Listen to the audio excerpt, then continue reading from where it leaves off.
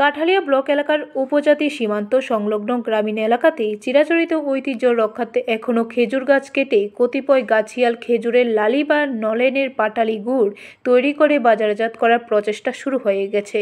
সাম্প্রতিক বিশেষত কাঠালিয়া বাণিজ্যিক এলাকায় খেজুরের লালি কেনাকাটা শুরু হয়ে গেছে। যতই শীতের প্রকট বাড়বে ততই খেজুরের রস পরিষ্কার হবে, তাতে লালি এবং নলেনের গুড় খেতে অত্যন্ত সুস্বাদু হয়। ব্লক এলাকার উত্তর মহেশপুর গ্রাম পঞ্চায়েতের অন্তর্গত ৩ নং ওয়ার্ডের সীমান্তপাড়ায় বসবাস করে পুরানো ও দক্ষ নিরঞ্জন সরকার নামে এক গাছিয়াল।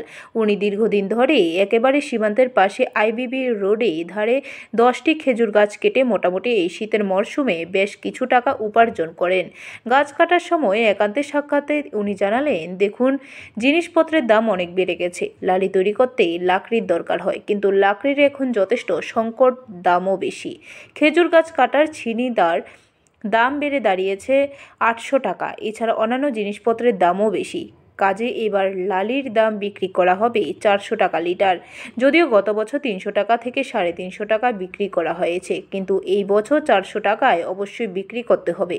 একথা শোনাবেন লেদ্রাবাড়ি গ্রামের ফরমুজ মিয়া এবং মাতামবাড়ি ইসমাইল মিয়া।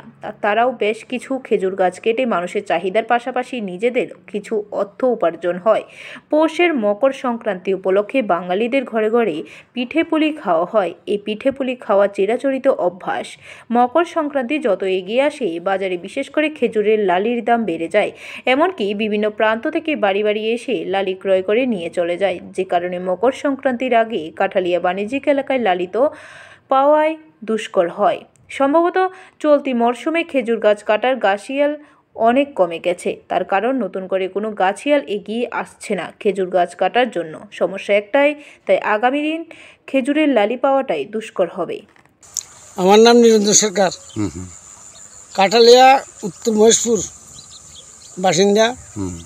আমি চিরাচরিতভাবে প্রত্যেক বছরে আমি গাছ তুলি, আর এবার নিজেরও ক্ষমতা কমে গেছে, কিছু কমাই তুলতে আছি, ছোটো ছোটো গাছ কিছু কিছু তুলতে আছি।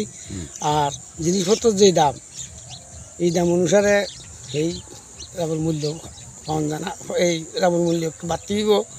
আর লাকড়ি ঘড়ি তো নাই, কত টাকা হইব? লাকড়ি ঘড়ি তো নাই, লাকড়ি ঘড়ির দামে তো আরো বেশি। ব্যুরো রিপোর্ট, খবর ত্রিপুরা।